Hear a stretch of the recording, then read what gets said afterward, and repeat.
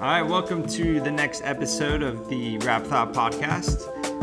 You're here with Matt and Brandon, and this week we have Snoop Dogg's Bush. We got Bush today. Got some Bush. No pun intended. There's no pun. It's just Bush.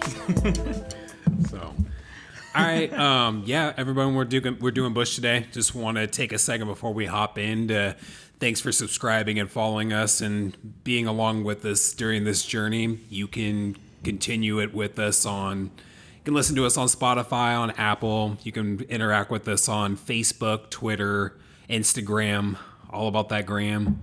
And yeah, and pretty much all major stuff you can find us on. So. Yeah, definitely. Yeah, shout out to all of our new listeners. We're steadily growing, and we're excited to reach new people and definitely get out to different areas across the world, different countries. That's always cool to see. It is cool because I'm kind of curious how big something is in another area and what their perception of somebody is. Because, we growing up in the Bay Area, Snoop Dogg's right down the 101. Yeah.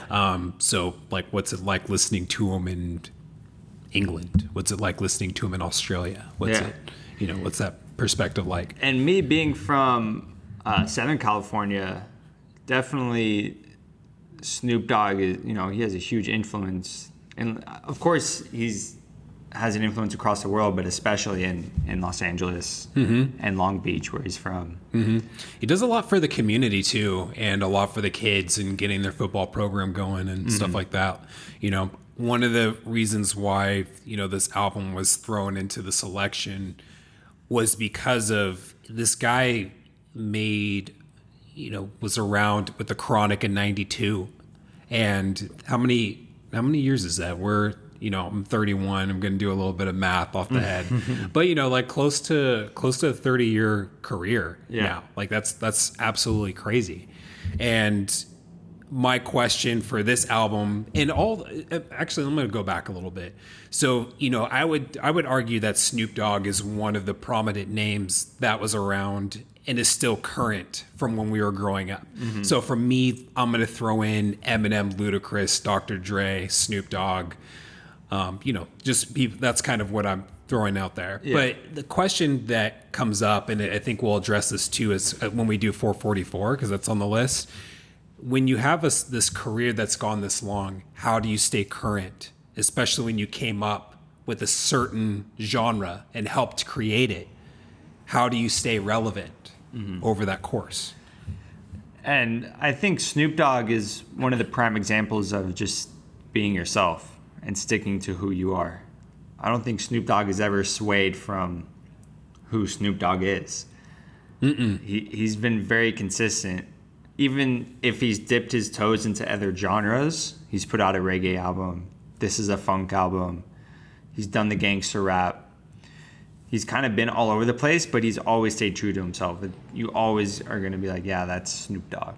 And I think that's the answer to that question is after a certain point, this is one of the avenues you can go in is when you start diving into different genres of music. So, I think of Ludacris, who's kind of slowed down over the years. Because I remember maybe back in 2010 when he was saying, I'm going to put an album out every year. And then that, eventually died down.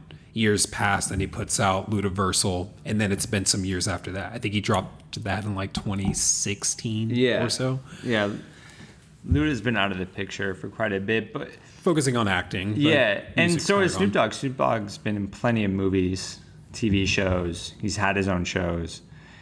He's all over the place. He's all over, but he's been steady dropping. So this Bush is actually the first. So he was dropping albums. Then he dropped the reggae album as Snoop Lion. Bush is the first album back as Snoop Dogg. And then he's dropped... Snoopzilla. And he did the 7 Days of Funk album with Dame Funk, who's a funk producer.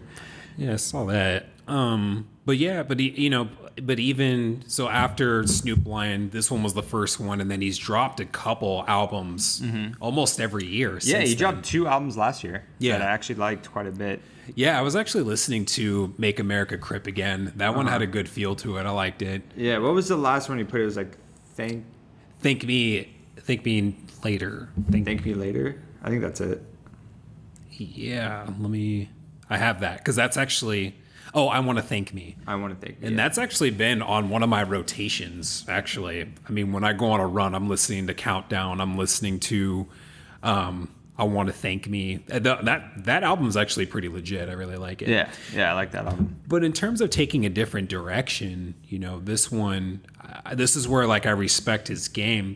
I said a couple podcasts back that I really like Jamie Foxx because he was a comedian. He dropped some albums. He's a great actor. Yeah. And, when you've been in the game for a long time, you have to switch it up because you're just going to I think of Will Ferrell. Mm-hmm. You can only be Will Ferrell so many times. Dane Cook. You can only do that so many times. Yeah, you can only be a one-trick pony for so long. And then we get tired of it. But, I gave Reincarnation a listen and I wasn't too thrilled about it. And I didn't really feel like it was a reggae album, but it definitely had a reggae feel to it. But Bush and what he did here, I really, really liked. I was pretty sold. Oh yeah, I had forgotten about this album, but I did listen to it when it came out.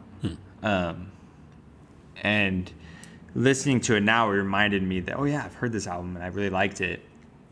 I think in 2015, it just kind of got lost in the shuffle because so many other great albums came out that year, namely Kendrick Lamar's To Pimp a Butterfly. Mm-hmm.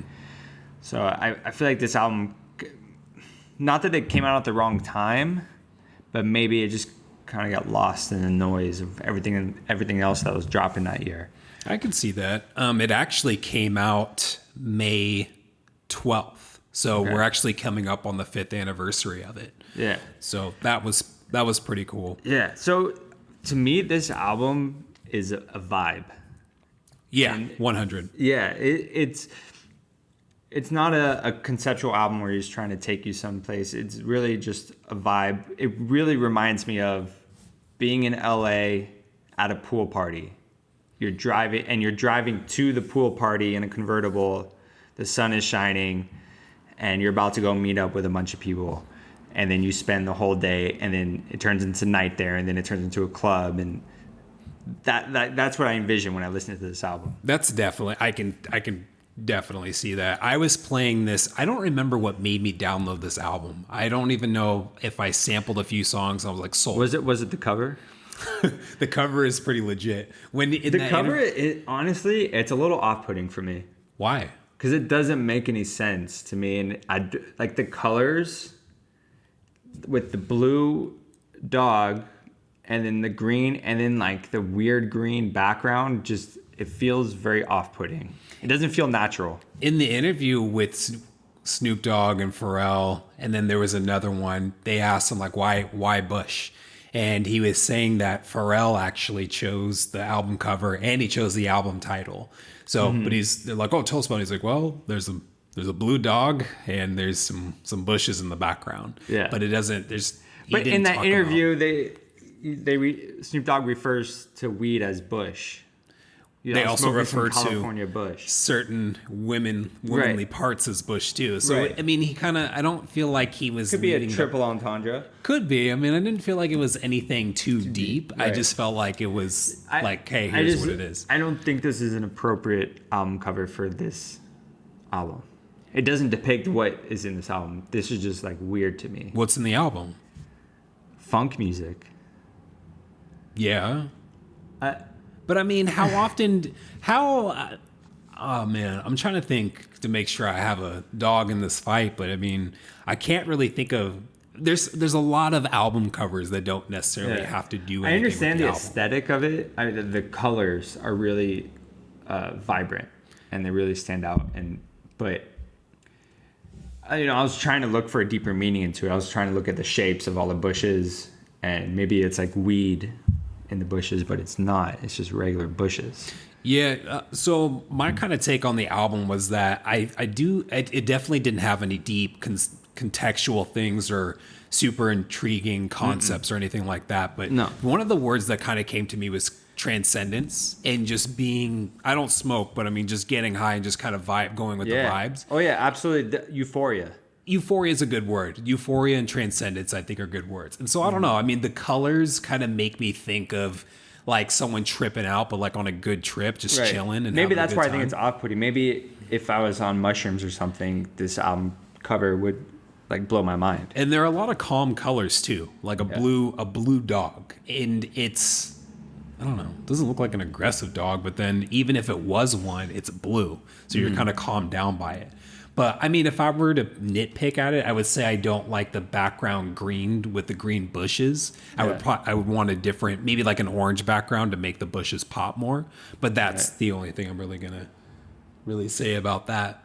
But yeah, it's cool. I mean, I think it's experimenting with different music this way was a good way. And the interview that I was looking at between Pharrell and Snoop Dogg, it's kind of weird to say, but it was like kind of cute in a way. Like they were just like, they're just homies just broing out. Yeah, they're just broing out and just loving each other. Like, yeah, man. I mean, you were the top of the time, and like, oh, thanks, bro. Yeah, and it's just like, oh, Pharrell just seems like a super humble person. Yeah. But yeah, we didn't even mention that this whole album is produced by Pharrell. 100% produced by Pharrell, and it's easily recognizable. Even if you didn't know that, you could listen to this whole album and be like, yeah, that's Pharrell on every song. You could just that's his signature sound. He's done it with so many other artists. He's done it with, when he's worked with Daft Punk, when he's worked with Gwen Stefani, like more of his poppy stuff. You could definitely get his signature sound on this. I think this is probably my favorite of Pharrell's work. Off the top that I can think of. I didn't look this up. I probably should have. What other full albums has Pharrell produced outside of his own group? For another artist? Yeah. Like this. Has he done that with anyone else? That would be a thing. We should have done some more homework. Maybe with clips. I don't know if he produced the whole album, though. I mean, there's NERD. But that's his group. I'm saying yeah. For another artist like Snoop Dogg. I just know he's done a lot of work with people, but that's definitely, we'll have to homework that. Yeah, I mean, Pharrell is legendary. He's definitely a genius, as Snoop Dogg calls him. Yeah. He's a musical genius, for sure. It was cool because they were talking about the different eras, and I never really thought about that, like Snoop Dogg eras. So they were talking about how like there was Snoop and Dre, and then there was Beautiful with Pharrell. Then there was the Dr. Dre comeback, as Snoop said, and then he did the tracks Beautiful and Signs. I forgot about Signs. That stuff that slapped when it came out. Oh, yeah. But then this is kind of that fourth thing forthcoming of them working together, and I agree with that. I think it was, in terms of his experimenting with his music, I definitely think this is a cool level. I would love to see a Bush too in some fashion. Yeah. Yeah, I was definitely, when I first heard this, I was surprised to hear Snoop Dogg like this. And we'll get into it when we get into the tracks, but he doesn't rap much on this. No. And he's actually a decent singer. He's cool. I mean, with the auto-tune and everything. Yeah, but with the voice that the way he uses, I think the way that he uses his voice to Pharrell's music is what really makes it fits perfect. Yeah.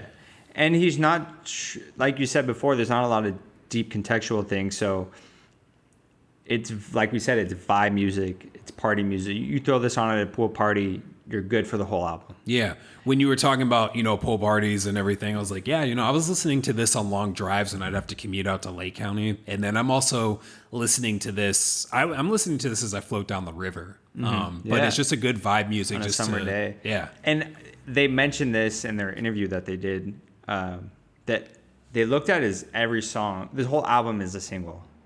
Oh, yeah. And I definitely got that. It's a short album, but every song could be a single. There's not a skippable. For me, I'm not skipping any of the tracks because they all go so well together, and each song has its own vibe and groove, and it keeps you entertained throughout the 45 minutes or whatever. It's not a long album, so it definitely feels like one long groove, one long single, so to speak. I agree with that. The singles that came off the album, the first one was Peaches and Cream. So Many Pros? Pros was number 2, and then California Roll was the third one.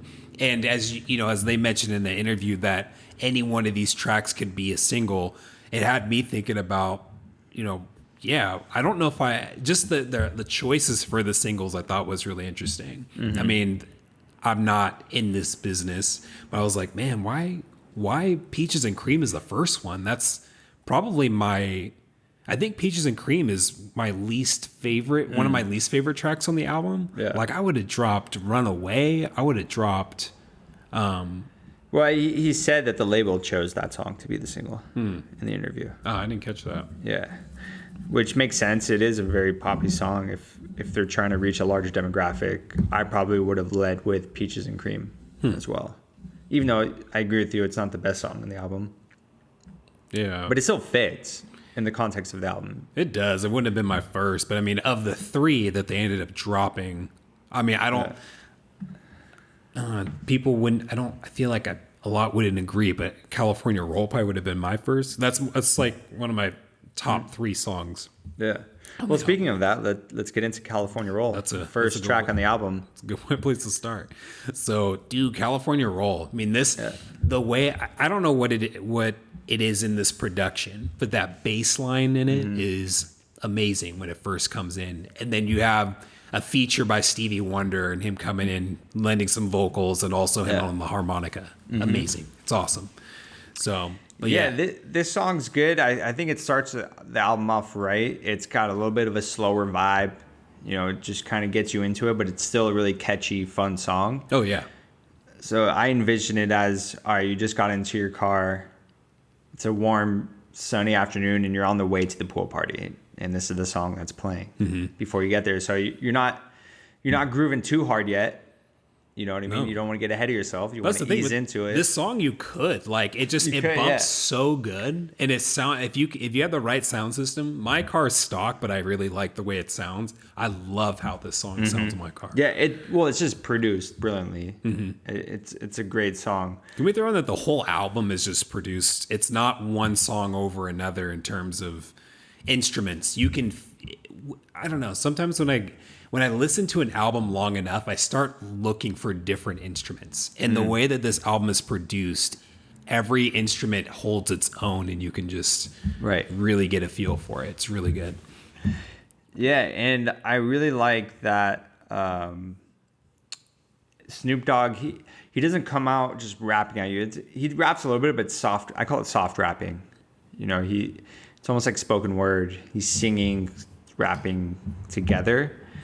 And then, so he doesn't really do too much rapping. So if you're a Snoop Dogg fan and you haven't heard this album and you're going into it looking for Snoop rapping, you're not going to find it. No, you'll find a few verses here and there. But yeah, very maybe 3 verses throughout the whole album. Yeah, worth of rap, but from him. So, but that's where T.I.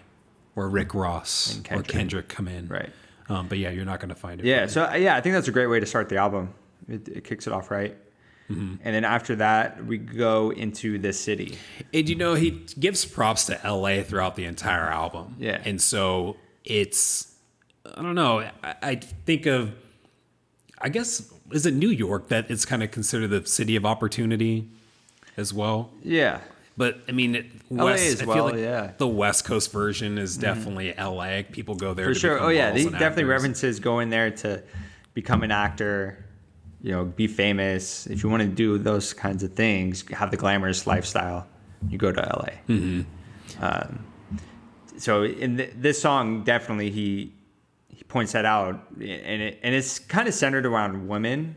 A lot of these songs, and meeting with women, going to dancing with women, trying to get them to open up to him or to get their numbers. It definitely makes me feel like the times you go to the beach with a small group and then there's that one girl that's there. It's like, oh man, who's that? And then just trying to vibe with her and things are moving. Yeah. So, but yeah, this, but I'm not from LA and I've only been there a couple of times. But as you were saying in the beginning, I just think this song and the album in general just makes you feel like you're cruising through LA, going to beaches, going to a couple of houses and partying and stuff. Yeah, and Snoop is singing for the most part on this, and I dig it, and I think it fits really well. It's a really funky track. It's got a lot of grooves.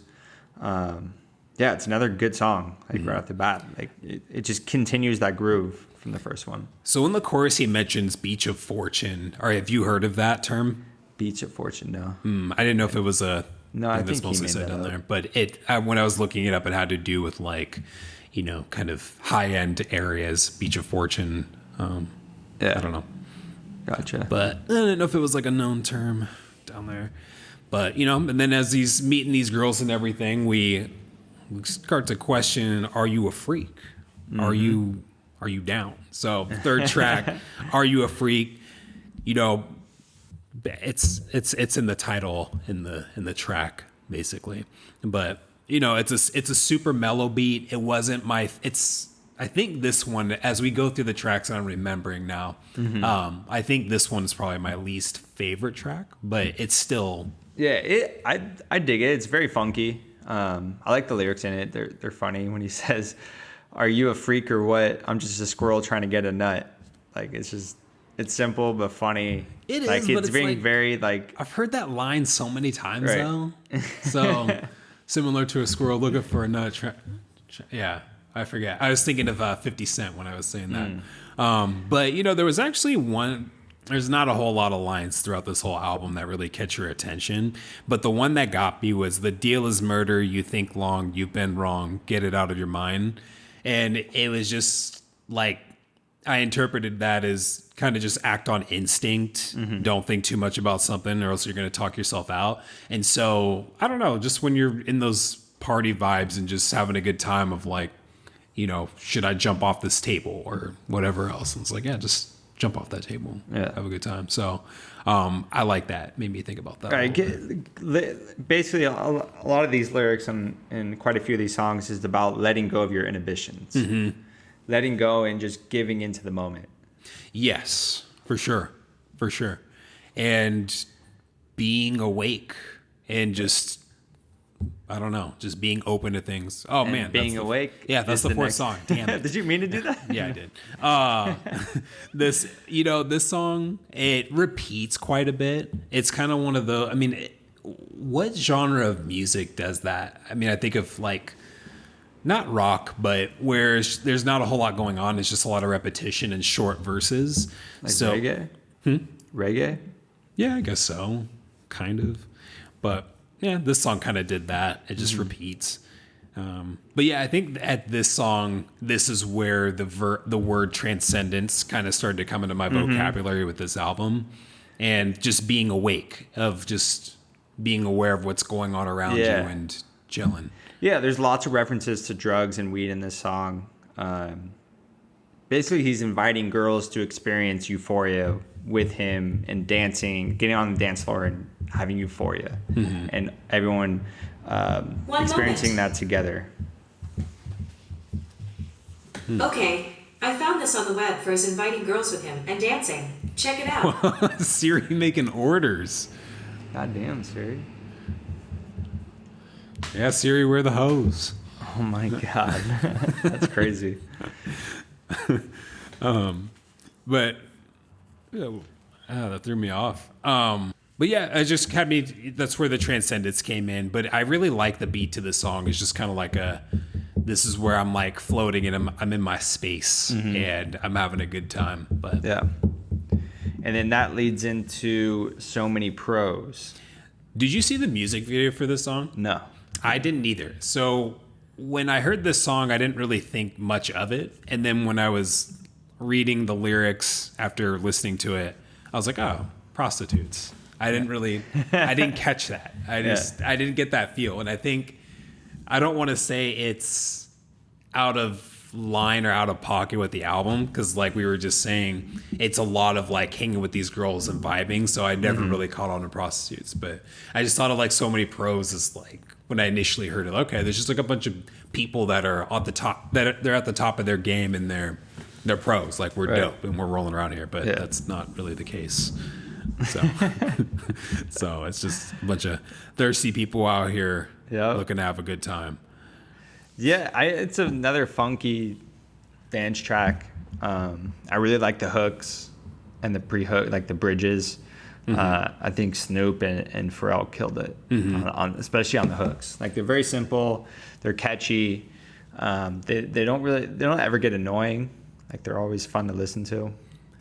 So yeah, I think So Many Pros was a good song for this one. So halfway through, were you at all beginning to think about repetition? Were the songs starting to sound kind of similar to you? In terms of the production, I mean, all around. I mean, the instruments, the singing. yeah, but I never got the feeling like, oh, I've heard this already. Like they need to change it up. I was definitely in the groove of the album and liked it, and I didn't feel like it needed to stray away from that for me. So I enjoyed it. Sometimes I think it's okay to stick in the same pocket, and you don't have to deviate too much. Sometimes it can get repetitive and annoying, but I think this album is short enough where they could do that. I agree. I didn't get annoyed with the album at all. I thought that it got to a point sometimes where I thought that there were elements that I can't quite put my finger on, where I'm like, there's something in this song that I heard 2 songs ago, but I couldn't tell you what it was. Right. But it didn't bother me enough. And I'm basically repeating what you said of like, it didn't bother me enough. And I like the album so much that I was like, no, this is great. I'm just noticing something here going on. But yeah. And, after that, we have Peaches and Cream, which we were saying was the first single off the album. And it's weird because, like, I don't remember, I don't listen to the radio a whole lot, but I don't remember hearing this. Neither do I. I don't think it was ever, like, a big single, was it? Yeah. I don't. So, but I mean, I think the album was received really well, but I just don't remember hearing any of these. I think in terms of reception, it was received well. I don't think in terms of sales, it was received well.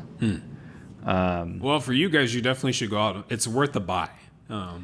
Yeah, it's a dope album. It's a cool album to have, even just like on a playlist. If you're gonna have like a barbecue, pool party, a get together, even if it's just outside in your backyard, throw some of these songs on a playlist.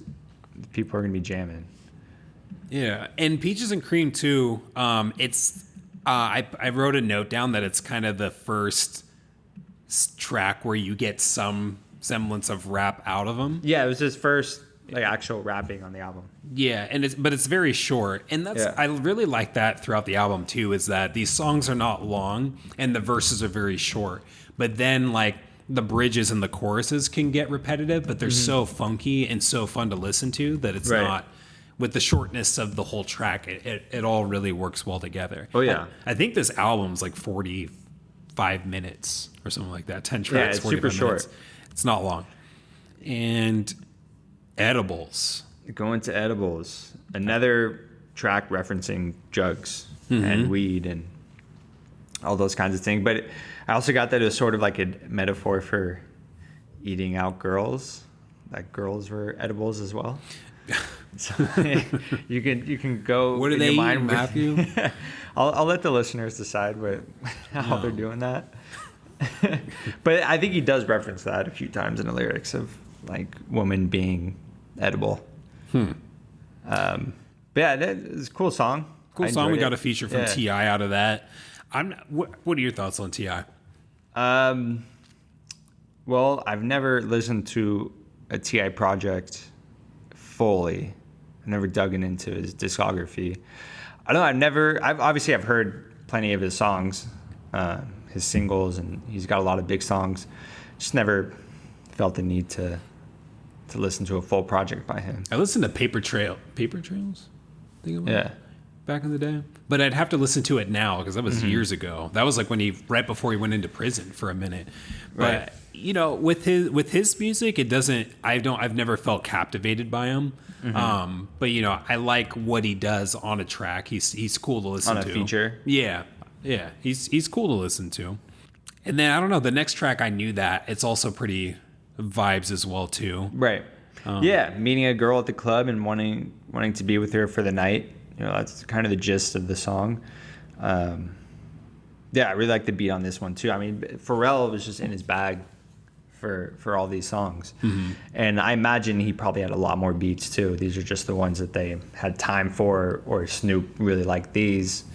But I'm sure there's plenty more for Snoop to go on. They nailed it. I mean, even the tracks that I'm not too fond of are still great songs. So, I mean, if it's Edibles and I forget the other one that I mentioned, but if it's those two, then they're still good songs, especially if you just play it throughout. Like, I'm fine with that. So I'd be curious to see what tracks they were like, no, we're not doing that one.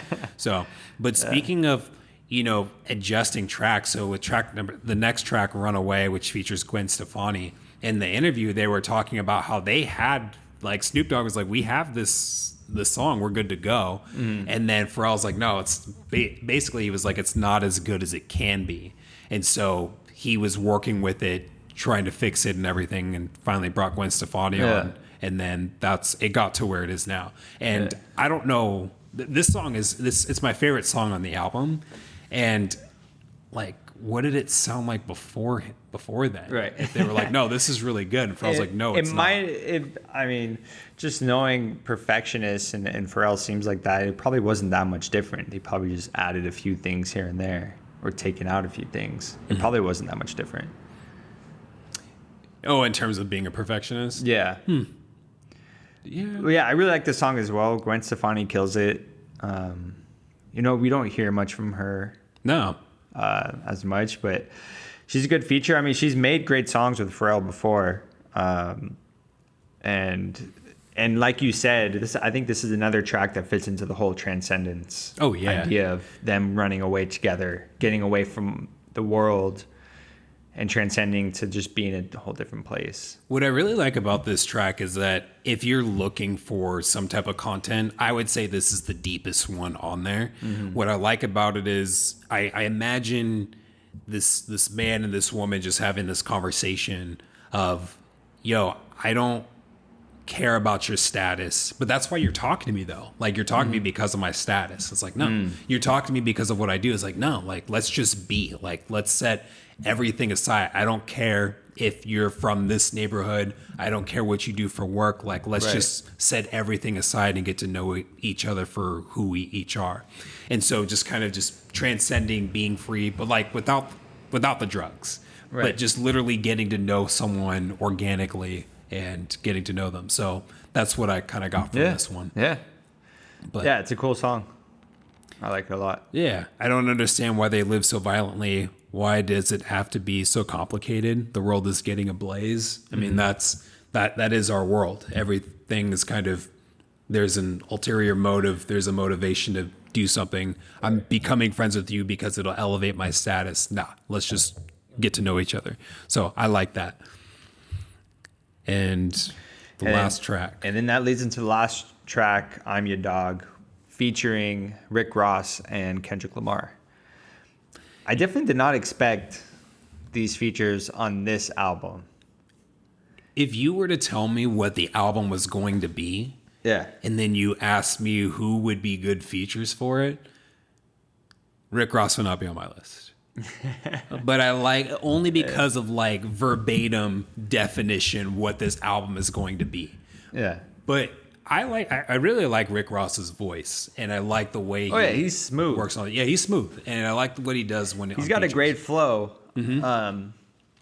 But in terms of what he raps about, he sticks to what he knows, and he doesn't stray from that. No matter what song he's on, he's gonna throw in the luxury cars, the watches, the lifestyle, the I'm a boss.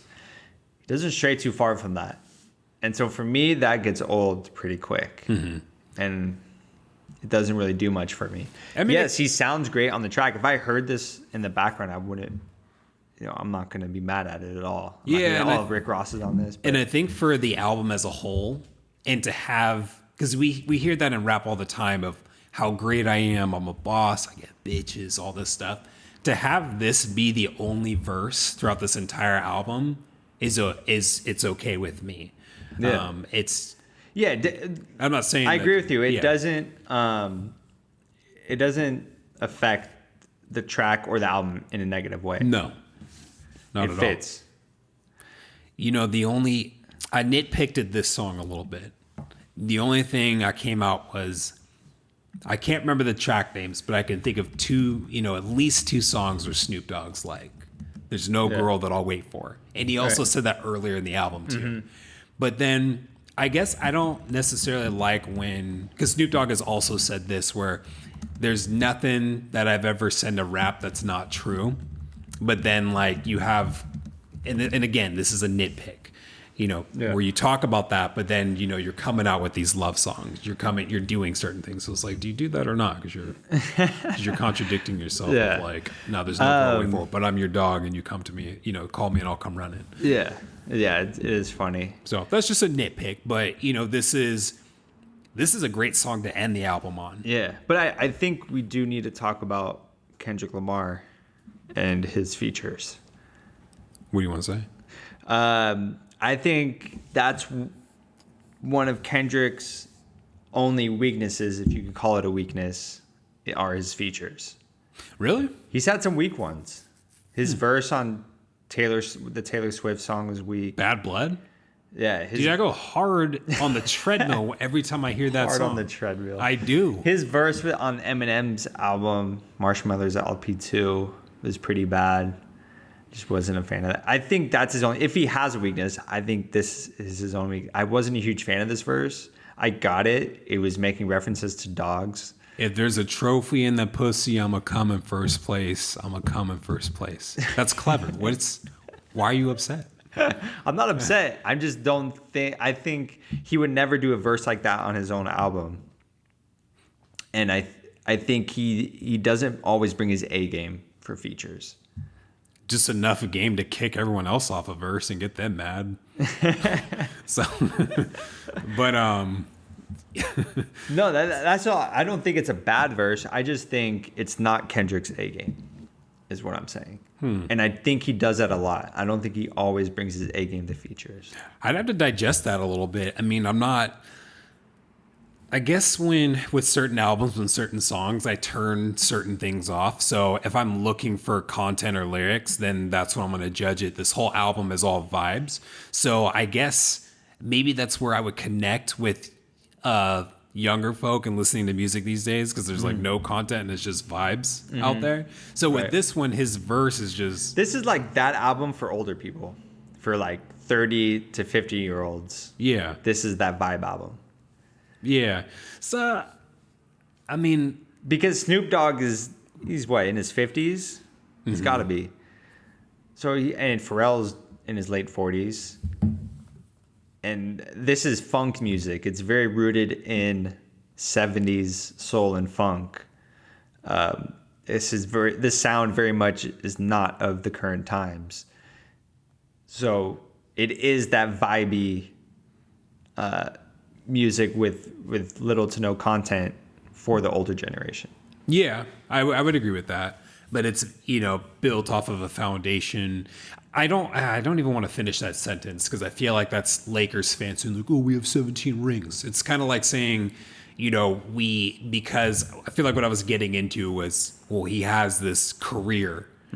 And so it makes it okay to listen to it because he has that pedigree. But it's like, no, it's just a good album. But I mean, with that said, though, if Snoop debuted with this album, I'm gonna ask you two different questions.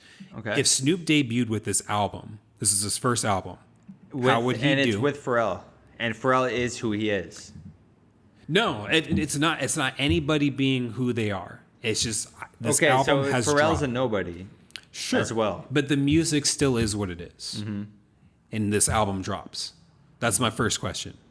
The second question is, if this album dropped back in, what was Snoop's heyday? Like in the 90s? Late 90s, early 2000s? Yeah, I would say early 2000s was at its peak. Yeah, let's be fair. Like around the Beautiful and Signs time, that this album dropped then. So it's like, 20 years ago.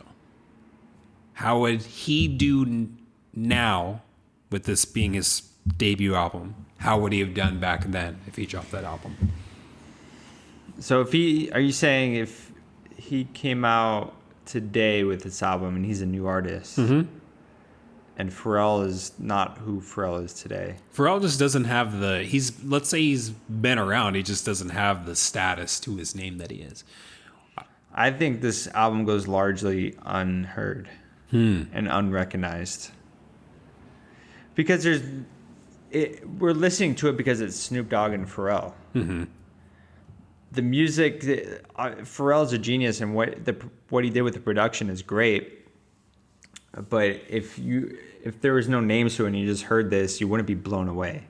It's very simple and reminiscent of 70s funk music, just smoothed out and just brought up to date a little bit. Yeah. So I don't think this album would blow anyone away like Snoop Dogg's actual first album. No. Okay. I agree with that, because when you were saying like, the names, and I was like, well, it doesn't really matter because the album's still great. But it's a great album, but I think you're right though. Like we're listening to it because of Snoop and Pharrell and the dynasty. The names that they've created for themselves is the reason why we listen to it. And I think Snoop Dogg, someone like Snoop Dogg, you can only make this type of album later in your career. After you've proved everything, you've accomplished everything you've wanted to do. You sold millions of records. Snoop Dogg has nothing to prove in the rap world. You know what I mean? He doesn't need to put out an album to top his first album. Right. And I think there's no point. What would that prove? I think another part to that too is that at this point, I looked up, he's 48, by the way. Okay. And I think that at this point, people are more looking at, why don't you just retire? You're never going to put out anything. I'm not saying this, but you're never going to put out anything as good as Doggy Style. Why don't you just retire? Mm-hmm. So, but the thing too is that if you this is your passion and you want to keep doing it, you have to find a way to still be relevant. But you're right though too, at the same time, he doesn't have anything to lose. He has nothing to prove. And he's not hurting for money. He's probably set for the rest of his life. Oh, yeah. But you have to find that level, that line. I think that's what makes this album cool for me, is that it is a passion project. Neither Pharrell or Snoop Dogg are chasing relevancy. They're not chasing fame. They're not chasing album sales. They did this album because they're friends and they really respect each other and they love making music. Right. And that's all the ingredients they needed for this. And that's what I think makes it a cool album. And I think that's what I love about Snoop at this point in his career is he can put out a reggae album. He can put out an R&B album. He can put out a hip-hop album. And it's still going to be dope because you could just tell he loves making music. Yeah. He's not doing it for any other reason. And there really is no harm, no foul. Like let's say, if this were his second album, people would be like, what are you doing? You just dropped a hip hop album. What is this? Right. Now you're going to give us, now you're going to give us this reggae album. What are you doing? Mm-hmm. I don't know. I think it's cool. And I really respect that in someone's game. So, I mean, with Eminem, I feel like he's kind of found his footing. Mm-hmm. He's beginning to find it. Snoop Dogg is just doing whatever he wants and is finding success in that. I think there's a huge difference between Eminem and Snoop Dogg, though. Eminem still feels like he has a lot to prove. True. He still feels like he needs to outdo himself in terms of rapping ability and coming up with new concepts. Whereas Snoop Dogg, he's not a technical rapper. He's not trying to outdo anything. He's just trying to make music that he just wants to make music. Exactly. Yeah. And, and then I think of Snoop Dogg, Eminem, and Jay-Z because they're getting old and they have status and they're still putting out albums. So, I don't even know who you could compare Snoop Dogg to. I don't think there's anyone else in his lane that has been around as long as he has. It's not necessarily... And put out the amount of music that he has. Yeah, it's not necessarily the comparison between the artists. I'm looking at this very, very short lane of people that have been around since the early 90s and then how they can what they're doing to kind of stay relevant. And with the people that are coming at them like, yeah, man, your album's not as good as Reasonable Doubt. Your album's not as good as Marshall Mathers LP. Your album's not as good as Doggy Style. What are you doing? And then what these artists are doing to stay relevant. So when we get to 444, it'll be another discussion. But as we talk Snoop Dogg and answering that question by looking at his career, I do, as we said in the beginning, I think it's cool that, he's done something for so long and then is at a point where, what, man, I'm just in it because I love music. I'm just going to experiment with something. I'm going to hop on a track, do something with Pharrell, one of my faves in the game, and see what happens. And then we create this whole album, put it out. I'm going to try different genres. I think that's super cool, and I think it's a way to stay fresh when you're 30 years in the game. I think that's cool. And I think he should keep taking advantage of that. Because like we were saying, there's not a lot of artists that can do that. If some artist drops tomorrow, drops 3 different genres in a year or in a 5-year span, we're going to be like, what's this dude doing? I don't know if I like him because it's all different. Right. But I like what Snoop Dogg is doing to answer that question. Yes. Snoop's, he's in his own lane. Like he has a very unique career that I don't think you could try to emulate. Like he's a world-renowned superstar. Mm-hmm. No one will ever be like him. Yeah.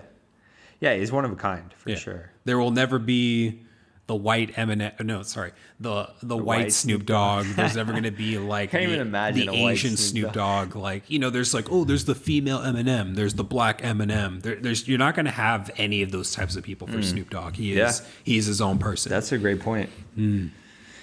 Yet to hear anyone even close to that. No, absolutely not. So yeah, I really dig this album. I love the vibe aspect of it. I like that it's short, concise, full of funk and grooves. I liked, because I was listening to the interview on my way here, and Snoop Dogg ended it by saying, a song can have bounce, but a bounce is only temporary. And if you have a groove lasts forever. So if you have that funky groove, that people are going to jam to that forever. We still go back and listen to 70s soul and funk music. We still go back and listen to jazz from the 40s and 50s. Those types of grooves live on forever. Are we going to be revisiting songs that have bounce from the early 2000s and from the current time? Yeah. For nostalgia purposes, but I don't think those are going to hit. Do they have replay value? Right. They're not going to hit us. Like, you could still go back to a Parliament record or George Clinton record, and it still hits you hard today. The groove still hits you. Mm-hmm. Whereas disco doesn't. Disco is more of a bounce. That's how I would compare the two back, for the 70s. Disco's got the bounce. Funk music has the groove. Which one lasted?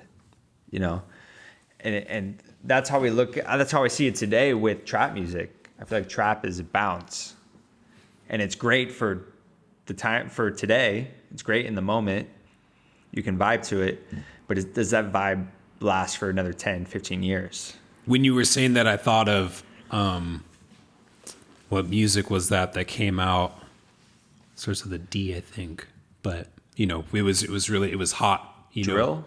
No, not drill. Maybe it doesn't even start with a D, but I'll think of it randomly. But it does make me think of, will this have replay value overall as we keep going? Like, will this trap music, are we going to be, I don't know, even back in the early 2000s, like, are we still listening to Lil Jon? Right. Are we still doing the whole crunk music? Hyphy movement will live on in the Bay Area. That's not going to go anywhere. Yeah. But it's very localized. It's very localized. But yeah, I don't know. I don't think that. Well, we'll see what happens with trap. We're gonna have to listen in on one of those and see what the hype is. So, well, yeah, we'll get to it. Yeah. So yeah, I think that wraps up our discussion on Snoop Dogg's Bush. It does. Solid album, you guys. If you haven't heard it, I'd really. Yeah, I recommend it. Just it's an easy listen. You don't even really have to pay attention to it. Just throw it on in the background, like while you're doing dishes or making dinner, or you're having a little cookout in your backyard. This is the perfect album for that. I was thinking of dubstep. It came to me super. Okay. Yeah, dubstep's still going, but Yeah. It's not what it was. It's not as high as 5 it was, years but ago. It's still there. So So yeah, definitely take a listen to this album. I thoroughly enjoyed it from top to bottom. It's not going to be the best album you ever hear, but you're going to groove to it. It'll definitely make you want to dance. I was bumping this with all my windows down, turning it up. nice. Yeah, that's my preferred way of listening to this album. It's the only way to listen to this. I wish I had a convertible though. You punk bitch. Convertible. So, but yeah, does that conclude us? Yeah. So yeah, thank you for listening. Don't forget to subscribe and follow us on Apple Podcasts and Spotify, and then on all the social media platforms as well. And you can find us on YouTube, Rap Thought Podcast. We post video clips on there from the episodes, and we post full episodes. So if you like listening to podcasts on YouTube, we're got all of the episodes on there as well. If that fits your palate better. Fits your palate. Yeah. Is that your cup Of tea? listening. Yeah, there you go. All right, everyone. Well, thanks for listening to us, and we'll see you on the next pod.